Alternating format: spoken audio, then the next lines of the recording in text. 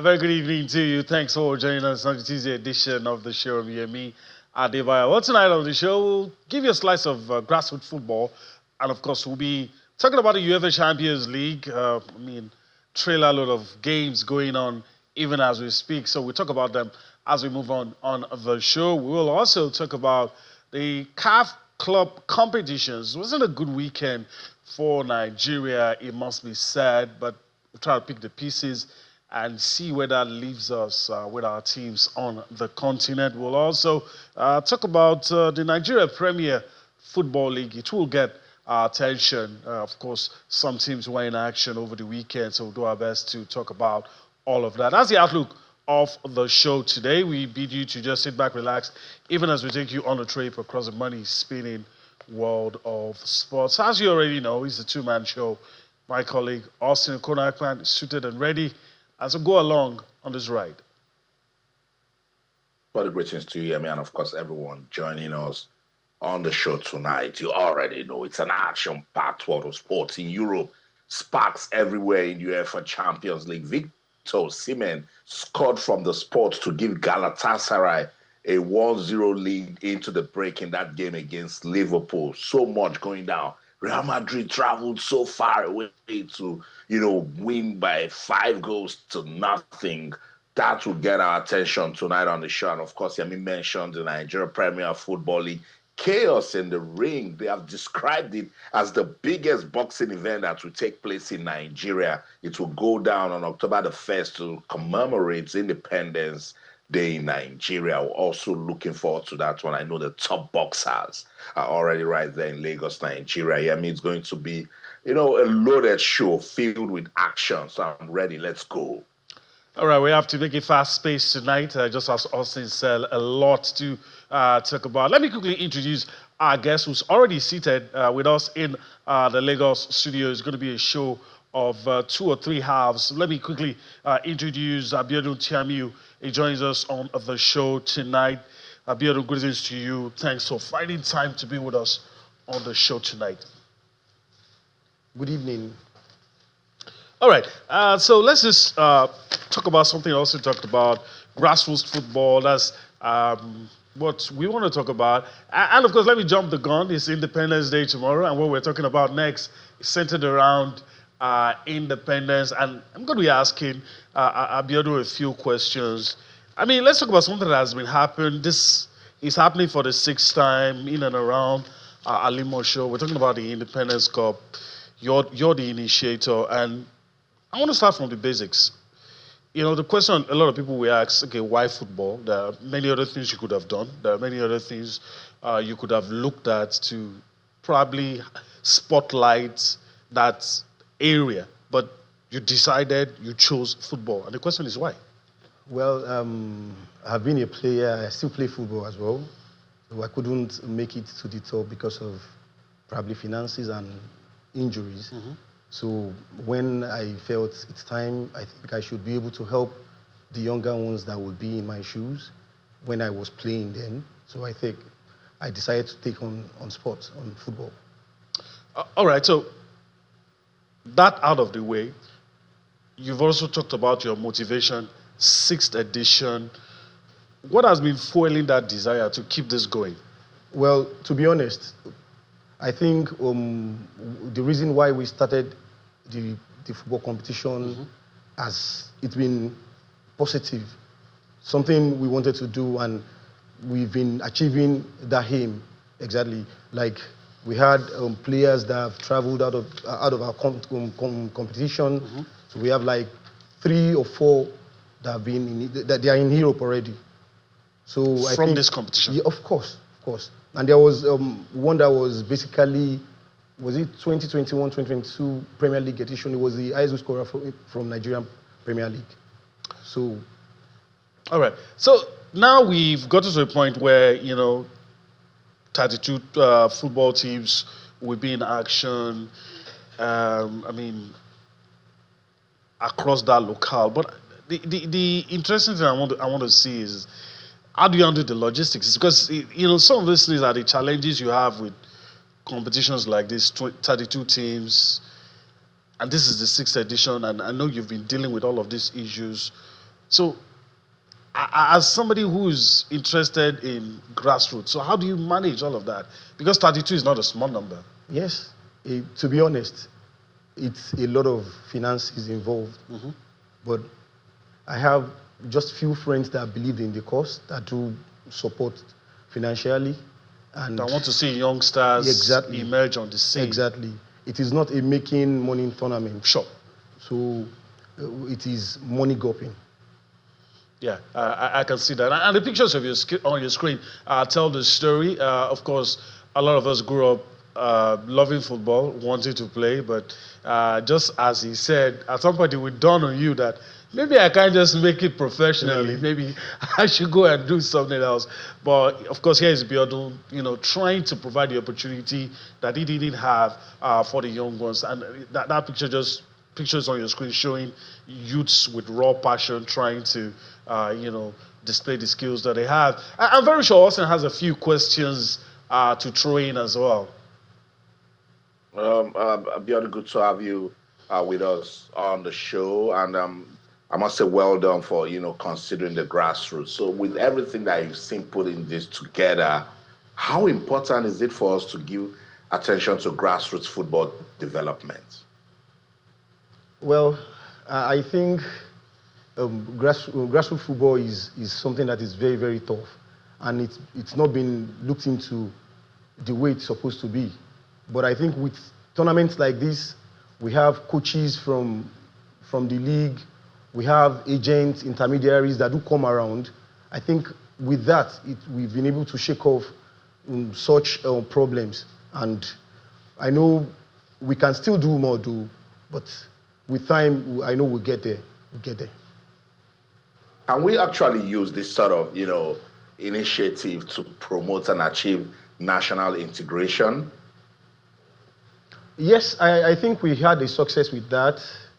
Kehinde Akinlosotu was called up to under 17 2020. Yes, it was 2020. He was called up, but unfortunately, under 17 competition did not hold in 2020 because of the COVID-19 virus. And there was a player that was scouted a year ago, Freedom. His name is Freedom Marvelous. He was supposed to be in Chile with this present under 20. Squad. Yes, but he had injury, so they had to send him back. It's a terrible situation, and it's saddened. Okay, let me just throw this in. Probably might just be your for this final edition. Though I've said a few things about it, but how many teams are going to be competing? Yeah. What does it take to get in on the action? Do you have to be based in that Alimosho axis?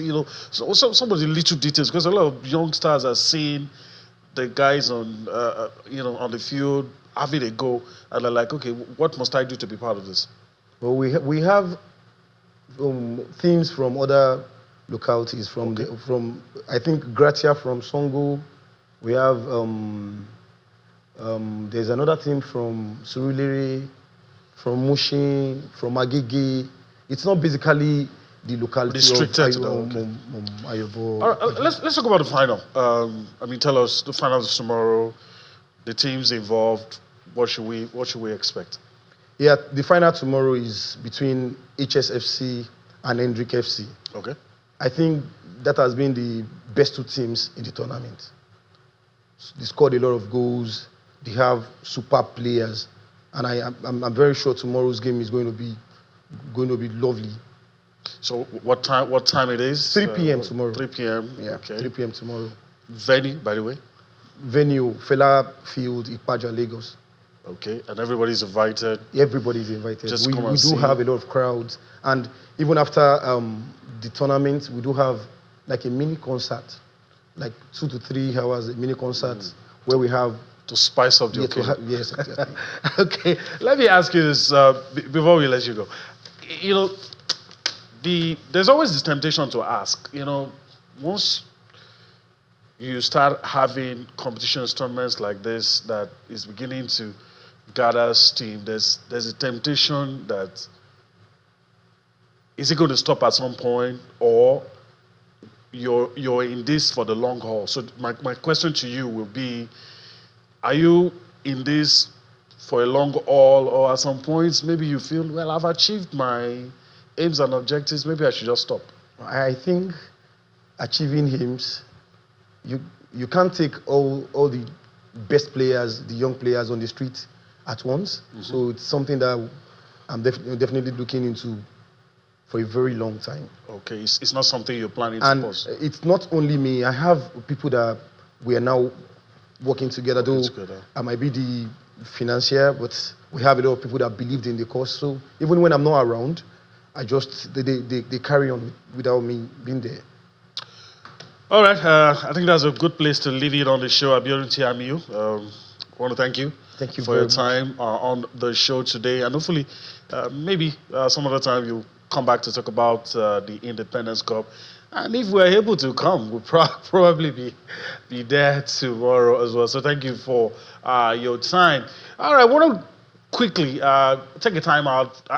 During that time out, I'm going to allow you see what's going to happen tomorrow. We're talking about chaos in the ring, and of course, young boxers are inspired to do something, to get in the ring and showcase their skills tomorrow in chaos in the ring. So let's allow you to listen to some of them and some of the stakeholders as they prepare for the big event.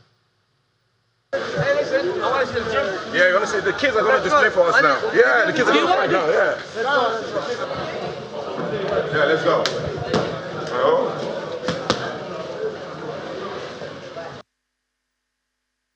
From the age and the skill and the temperament, the mentality that they had was fantastic. So I think showing grit, determination, showing skill, showing hunger, and showing pride, I loved it. There's a few boxers here that we've seen that we're going to keep a very close eye on over the coming years. Despite the fact, my face might be on the wall there, they might see me in England or wherever fighting, winning world titles in stadiums, and you think it's so far and it's not achievable. But as soon as you see the men that are doing it here live, you understand that it is extremely possible. Not only is it possible, it's likely if you put your mind to it, your heart to it, you can do it. The boxing in Nigeria is amazing, and I saw a billboard with all the world champions that Nigeria has had. Nigeria has had many world champions, and so today I came here, I saw the young kids at the age of 5, 6, 7, 8, all want to box, men and women, girls and boys. So I have announced today that for the next 5 years, I will donate 25 students. I will pay all their money for students. I will pay all the boxing fees, clothing, everything. I will pay that with my dear friend, with Izzy, and also Amir Khan Foundation and Amir Khan Promotions will help and support. In total, in 5 years, 125 children. Free education, free clothing, everything. We believe that within the next 1 to 2 years, we should move in that to millions of people. So, this is what it's all about, giving them boxing gym equipment and impacting the next generation. And we're super excited about this and expect more of this. The vision is to start building more gyms, building more equipment, so that we can start having a lot more champions ready to rise. The future of boxing is huge in Nigeria. The talent pool is absolutely amazing. If you look what happens worldwide when people get given the opportunity, you get Anthony Joshua, Deontay Wilder, you keep on going and going and going. There's 20 Anthony Joshuas, 20 Deontay Wilders in this gym right now, in Nigeria, in Lagos. All we need is the government and the support of Balmoral to join up, and I guarantee you Nigeria will rule the world in boxing.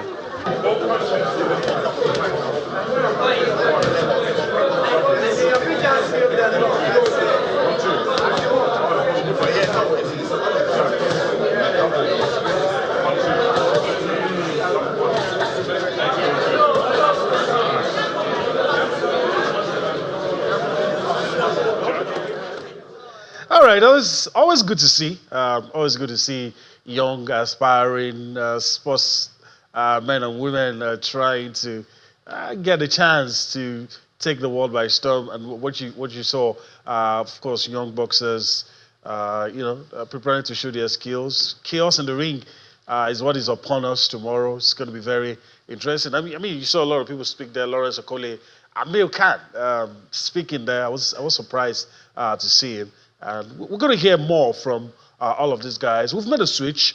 Kehinde Idris joins us now. Biodun Shami is taking his leave.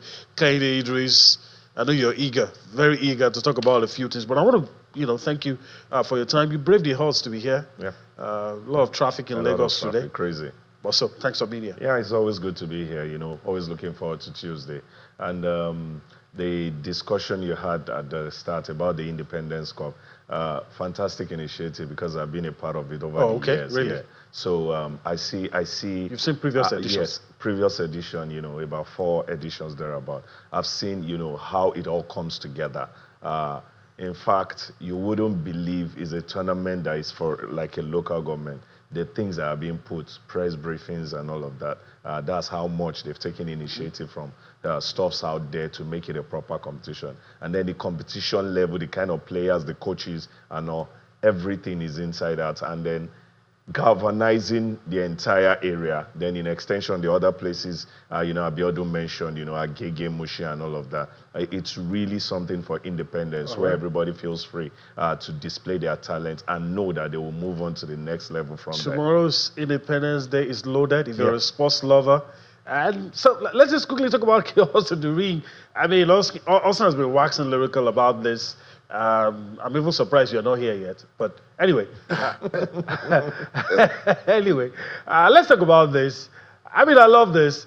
I mean, I told our producer and a few guys who listened when I saw Amir Khan and said, "Oh, I mean, this is big. It doesn't get bigger than this." Once you begin to, Lawrence Okoli, you've seen all of these guys, Amir Khan showing up and talking about how impressed he is and how he's going to commit himself in the next 5 years to developing talents in Nigeria. I mean, I said, my day is made already. That's what it is, I keep saying it that the future is young. We need to, invest. And that was what American, echoed right there with that assurance.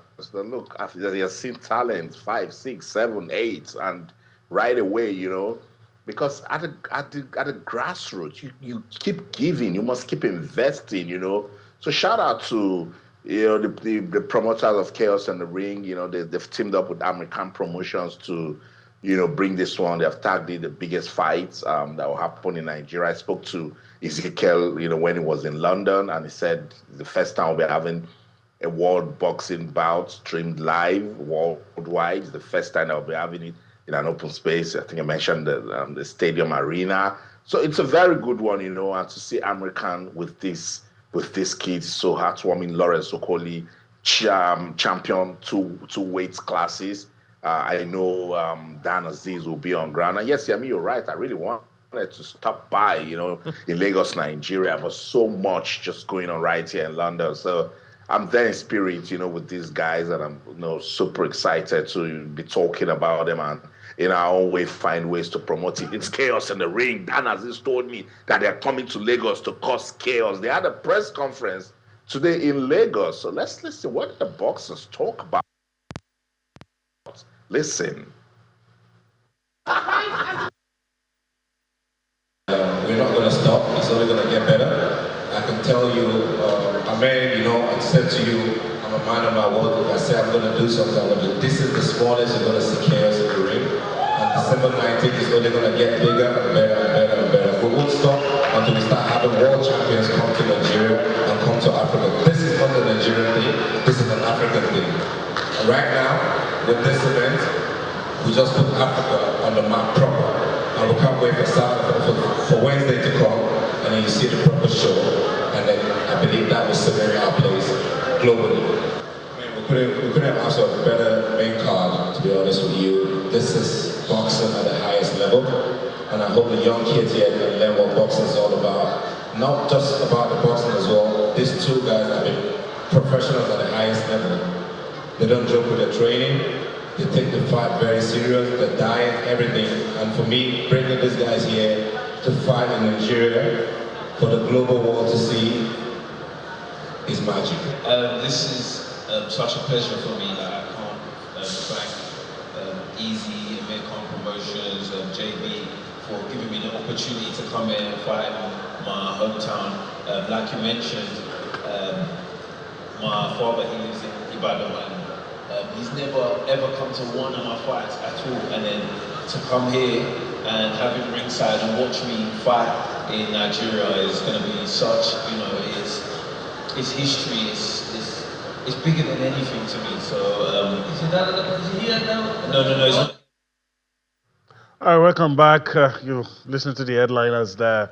We're going to talk some more on all of this. I mean, you saw Dan Aziz, and it's going to be big. It's going to be huge tomorrow. But we need to go on a break right about now. But just to let our viewers know that when we return from that break on the DSTV platform, you will be onto Inside the Niger Delta with Mahmoud Yakuga. But on all our other platforms, many of them, you'll still be here with us. We'll be talking sports, talking everything happening in your fast-paced, money-spinning, exciting and rewarding world of sports. Let's go that break. We'll return for more on Sports Tonight.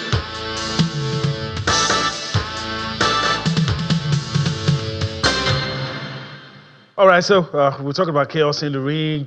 Something that's going to happen. It's a pace-setting event. Kay, just before we go to Austin to probably highlight some of the things we saw in the press conference, it's like an herald. I like the part where Ezekiel Adame is saying, we're going to make history, we're going to do this, we're going to do that. So I'm like, if this can happen, then someday probably see maybe Anthony Joshua, Deontay Wilder come to Nigeria and fight. I mean, that's the height. Yeah. I think that's what, I mean, you see that, just look at this. I mean, this is just what you see when those guys go to Saudi Arabia, when they go to the United States. The setup. Yeah. I mean, it just looks, and that's what we want to see. You can't say American, you know, his name put against something and it won't be standard. And it's going to be shabby, though. Yeah, exactly. Dan Aziz, you know, these guys have tasted the highest level of, you know, boxing organization before, during, and also after. And that's what we're seeing right here. And also, you should know that I've said it time and time on this show, that the only people who look like they don't really give credence or respect to our sportmen and women are the administrators who handle it. If you go out there, they see Nigeria as a proper hub for talent. Sure. Any sport, even sport that has never been introduced to the Nigerian society, the people out there see it as the day you bring it here, they own it. Give us one week. They are just hungry for success every day. And I think that's what we'll get. A top promoter like Gray is also involved in this. It's everything. You can't expect anything less. If this is first edition, imagine 5 years from now, we'll be talking about, you know, highest level of, you know, boxing promotion. And I'm happy for boxers in Nigeria. Yes, I'm happy for boxers. I'm happy for the sport of boxing. This is the height, and hopefully we won't go down. I mean, also, let's just quickly talk us through. We're seeing now pictures, of course, the guys that will headline the event. We've seen Dan Aziz. I mean, at least 2 fights on the cards that a lot of people will see. International fights that you would probably get to see in all of those big events. So just quickly talk us through, before we leave this matter altogether, the headline bouts that, you know, can make people go out tomorrow and say, look, I want to see these fights. You know, but it's not about, you know, just calling out names. I think the fact that we've got international boxers, Brandon Glanton right there, Marcus Brown, Dan Aziz. I think there's a Ghanaian boxer, won bronze at the Paris Olympics. I think is in the lightweight category. You know, Marcus Brown, light heavyweight, Dan Aziz, light heavyweight, Glanton, I think heavyweight. So it's good that you see boxers from America, you know, come to Nigeria to headline a fight. Tells you some level of seriousness, preparations, you know, went into it. And if you take a look at the press conference, you would agree with me that it's a bit of breath of fresh air compared to what we used to see in Nigeria. It looked well organized, you know, it goes to show that some level of planning went into it. It looks international. So shout out to the organizers. And when I spoke to Ezekiel Adamu, he said they want to use it to build boxing and its business environment. And I thought that was a very massive objective, you know. So let's see what they will get out of this one. They've got big names attached to it. Amir Khan is not small name in international boxing. You've got respected boxers. We saw Lawrence Okoli also with the kids, you know, as I said earlier, former British champion, former Commonwealth champion, holds world titles in 2 different categories. Inspiration everywhere that boxing in Nigeria can use and shine again. And I like that they're using it to celebrate Independence Day, because if you go back to Nigeria's history, before we started thinking about football in any way, boxing was our shining light. Yeah, you know, before independence, I keep telling everyone, before 1960, Nigeria had produced world champions. Excuse me, I didn't say Africa, I didn't say Commonwealth. World champions, Dick Yetu Tiger and Hogan Kibasi. And we've gone on to produce world-class boxers, Samuel Okompita, Jerry Okorodudu, Obisi Awakpa, God bless his soul. You know, we've gone all the way to produce world-class boxers, and then we just saw small football in money and small money in football, and our bodies started shaking, and we abandoned the sport that has done so well. So I support Ezekiel Adamu and his team. If they feel that this can actually revive boxing in Nigeria, then let's go. All right, let's go. Okay, so let's move on the show. And I don't know if he's still an elephant in the room, but a lot of noise, a lot of shouts. FIFA has responded. FIFA, like we say in local parlance, they've done the needful. All right, so it's no longer news. FIFA, after the disciplinary hearing, have docked South Africa, rightly so. Nothing untoward done here. Docked South Africa 3 points and 3 goals. There's a reconfiguration on the Group C table. But here is a caveat. Whether or not it's going to favor Nigeria is another matter altogether. K.D. Idris, before I go to the screen, how do you react? For me, I'm sitting here, I'm not supposed to be talking as a fan, but the Nigerian in me wants to speak. Of course. I am not excited in any way. Yep. Because while we were little, one of the things that, guided us as children, our parents, our, guardians would tell you, heaven help those who help themselves. Make hay while the sun shines. We did not make hay while the sun was shining. Match day 1, 2, match day 3, 4, match day 5, 6. We're now waiting for this to happen. And look at where we find ourselves. In fact, Rwanda is also on the same point with us, and we don't know our fate at the end of the day, even with Rwanda. Talk more of those who are 3 points ahead of us, that's South Africa and also Benin. It's a whole lot of chaos. Now, this is where my excitement really dashed. Our hope lies firstly on the 2 games we will play. How are we going to come out unscathed? 6 points must be guaranteed. Then our hope now goes further to lie on Rwanda, South Africa, and also Benin. It's a whole lot, to put together and go unscathed, really. Yeah, so we'll be hoping that South Africa somehow do not get 6 points from 2 matches. In 2 matches, they will be playing at home. All right, so that just to put in perspective. But also, let me just quickly get your thought before we look at the table. FIFA has done what they should do, late, but it's done. So how did you receive the news? I think I had a conversation with Shehu Diko last week Wednesday, and I was busy, squeezing conversation out of him that why did Nigeria sleep on this issue? Because Yemi, whether or not we agree, South Africa is the winner. If it's Mosepe that did this, he did a great job. Whoever delayed this verdict, this incident happened in March 21st. April, the FIFA judicial bodies released verdicts. May, they did. June, they did. July, they did. August 26th was the last updated verdict from incidents from the World Cup, and none was on South Africa's player eligibility breach against Lesotho. They waited till we played South Africa in Bloemfontein just to test the temperature of that group table.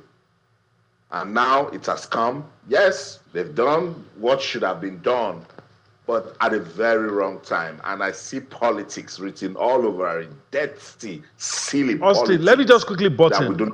Let me quickly button, because this is what our viewers would like to hear. I'm going to ask Kaide. Our viewers can really see behind me what the table looks like with that decision.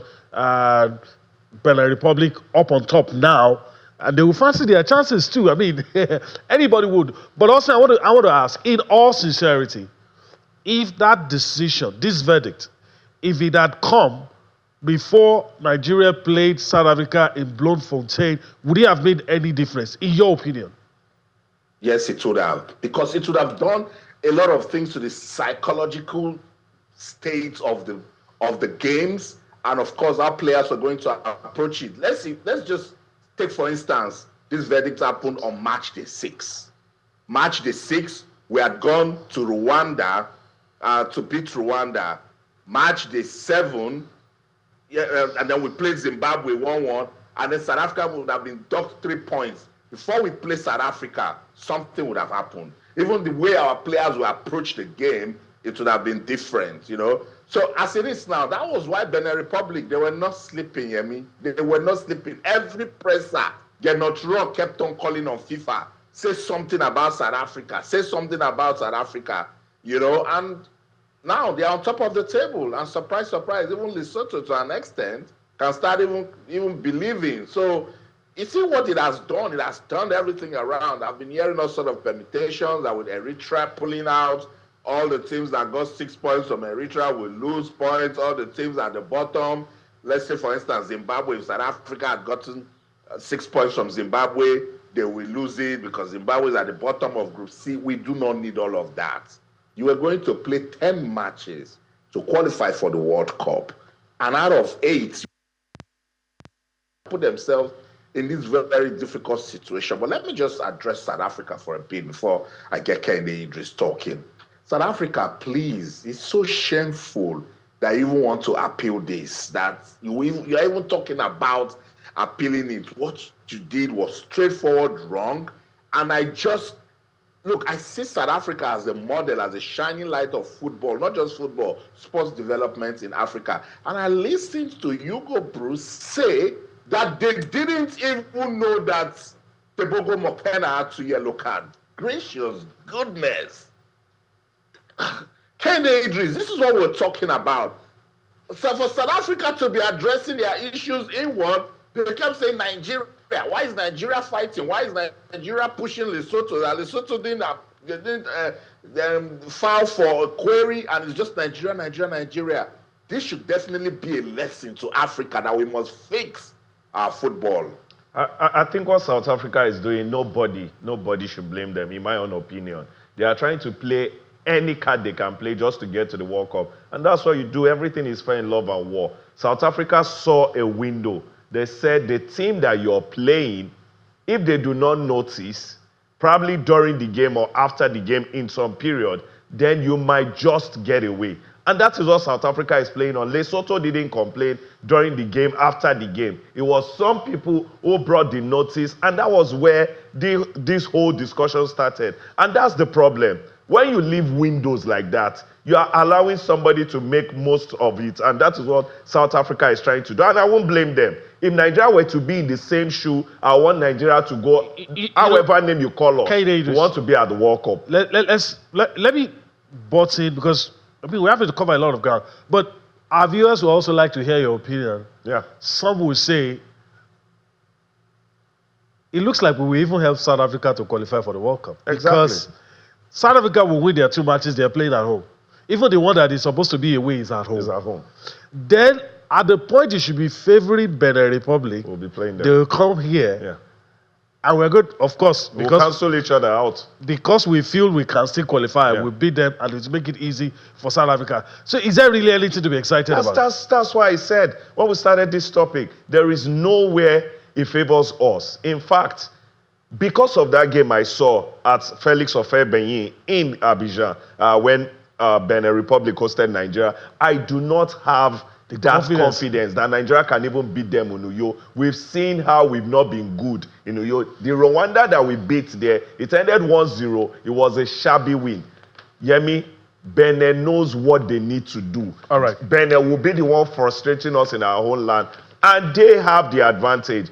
If we get all 3 points off Benin, where does it leave us? Like you have said, we would help South Africa qualify by cancelling out Benin. All right. If it happens that way. All right. Osman has given us the South African angle, but let's just quickly take this out of the way. By the way, this is what it looks like. Benin Republic on top, followed by South Africa and Nigeria. And if Nigeria thinks that they're in the mix, then Rwanda's too should feel they're in the mix because of it, just 11 points.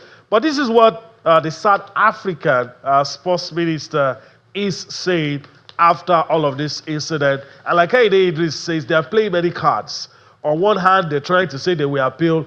On one hand, they also say, we're going to try to see how we can clean this up. Of course, Gaty Mackenzie, the sports minister, is saying, look, the sanction was deeply regrettable and has brought embarrassment to South Africa.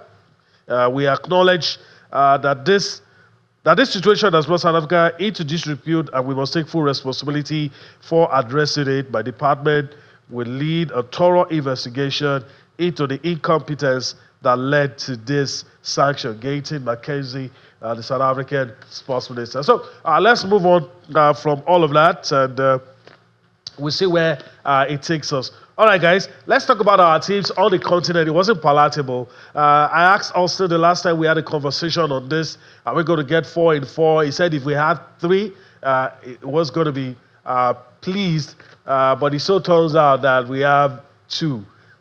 And the 2 is not the 2 that I even want, because the 2 is trouble. Yeah. It's trouble because of the teams they are beating. But can you do this? Your thoughts quickly. Yeah. How did it go this weekend? Your assessment. Yeah, this is what we talk about. I think Austin in particular talks about fixing your home. It's one of the things every football club holds dear, everywhere around the world, no matter how big, no matter how small. Your home has to be a fortress. That is where you start your victory before you now start dreaming on away grounds. Kwara United, where is your home? Abia Warriors, where is your home? Remo Stars, where is the home? Rivers United, where is the home? And if you do not have a home, you make it a neutral ground for both clubs. And then you will now go away to those clubs. Look at Remo Stars and Rivers United. You'll be playing Black Bulls, Maputo, and also Sundowns, respectively, as it stands. Crazy fixture already. For Kwara United, went all the way to Ghana, got 3 goals. You came back here because it's not Ilorin Township Stadium. You went to MKO Abiola Stadium in Abeokuta. We saw the struggle. It's not your natural habitat, and that is why, they made the best use of it. And Ashanti is bigger than Kwara United in whichever way. Abia Warriors already from here. You had to play in Uyo all the way from Abia. How many of your fans could have followed you all the way to Uyo? Questions everywhere. You drew here, and then you went away. They did not need too much work. 1-0 was good enough and you're out of the competition. We keep talking about this, but I think our club administrators, say something different from what we, the journalists, see. All right, also quickly, we're pressed for time. There are some people who feel our club football level is at the CAF Confederation Cup level. That's what some people feel. And it's surprising that even at that level, because I can't remember the last time with this new format that the Nigerian team was able to get into the group stage of the CAF Champions League. I can't even remember. That's how bad it is. And so what we always have are the ones from the CAF Champions League dropping into the CAF Confederation Cup. So, I mean, the picture doesn't look good. Let's just simply put. It's really tough here. I mean, I really don't know, but it's clear. It is what you sow, you reap. We keep talking about these things, and some people will say, I was there. Oh, you're just talking. After all, the governor will bring money. They will travel, and they will come back home. I keep saying that we need to sit back and have a conscience. For how long are we going to, keep being this, Look at Black Bulls, team from Maputo. Look at how every year we get to talk about a small team in Africa that is growing. That's because they're looking at Nigeria and saying, we're not serious. And whether or not we agree, the structure is the league. So we must fix the league. That's a good place to start. We mustn't have 20. We've said it time and time again. Now, okay, Yemi, CAF Confederation Cup. Kwara United cannot play football in Ilorin because of standards. Why are they playing the MPFL in Ilorin? Why is Abia Warriors playing in that's even my village in Akwa Ibom? I don't think a local school. They are Their stadium is like that. And they've been playing football there for how long? What are we doing? Look, we need to be true to ourselves and change these things. And when we start shining, like I said it, that look inwards. In fact, I keep saying it, my best scriptural quote is, if we judge ourselves properly, we shall not be judged. Another version says, if we examine ourselves properly, we shall not be examined. 1 Corinthians 11:31. Nigeria, look at yourself, sit down and judge yourselves. And you will see that there's so much work to be done. Let's stop all this, we will just do it. No, do it right. That said, let's wish our teams that are still remaining all the best. You know, they'll play football. Whatever happens will happen, and then life will go on. But all right. If we're ready for change, we should be able to have a conscience and do the right things. All right. Also have to go to the good book to prick the conscience of the administrators. And I hope they are listening. So we're going to christen you a pastor on this show. But let's talk about the CAF Champions League. Of course, KD Idris referenced it earlier. Of course, Rebel Stars be up against Mamelodi Sundown. It's not... I don't even know what to say. Blackpool Mamboto up against Rivers United. It is not an easy fixture for the Nigerian teams. If we get one out of two, I will say we tried. So let's see what happens with that one. Like I also said, it's football. Anything can happen. Let's quickly talk about the league.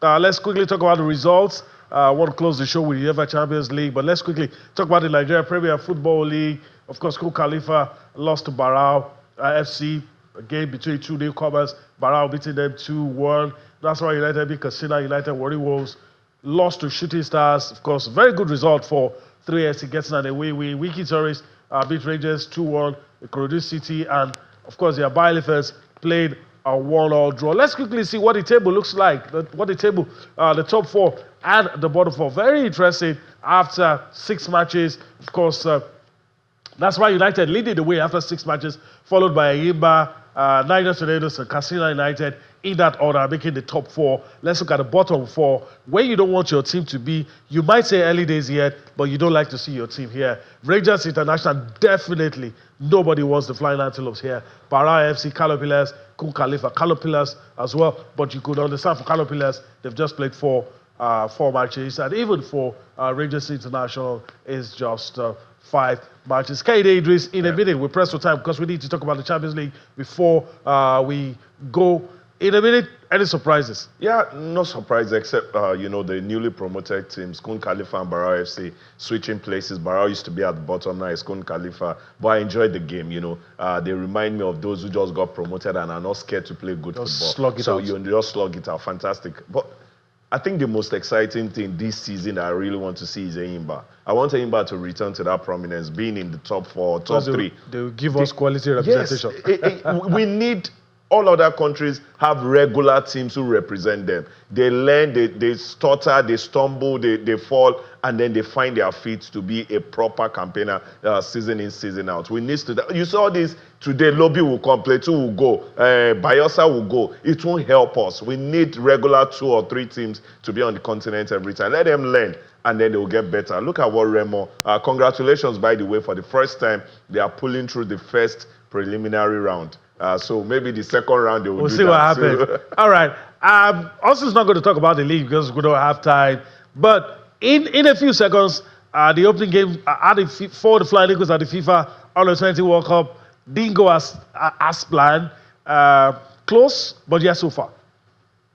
Yeah, and we talked about that one also. And I've said I'm going to take anything that we can take out of it. I think the boys did just enough, in that game. Some persons won't believe that they were robbed, with the penalty calls and that didn't go their way.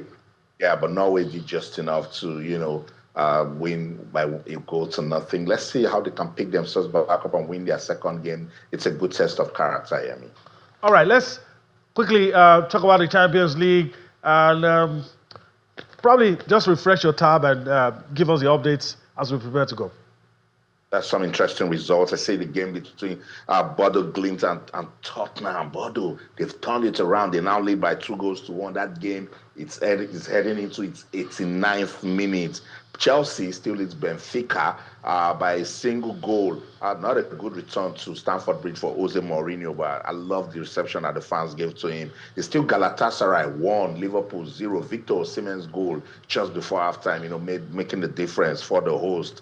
He scored from the penalty spot. Inter Milan 3, Slava Prague 0. I saw Slava Prague's Super Eagles player Igor Ogbo on the bench. I think he's out with a muscle injury. Marseille 4, Ajax 0. Can you believe it? That game also in its 86th minute. 90th minute played in that game between Cyprus Paphos against Bayern Munich, and it's Bayern Munich 5, Paphos FC 1. I saw Nicholas Jackson amongst the goal scorers. Harry Kane with a brace. So much goals we have seen in the UEFA Champions League. Real Madrid also traveled so far away to Almaty, and then they won 5-0. That's the show. In London, I'm Austin Okonakman. In everything you do, remember, keep talking sports. Bye for now.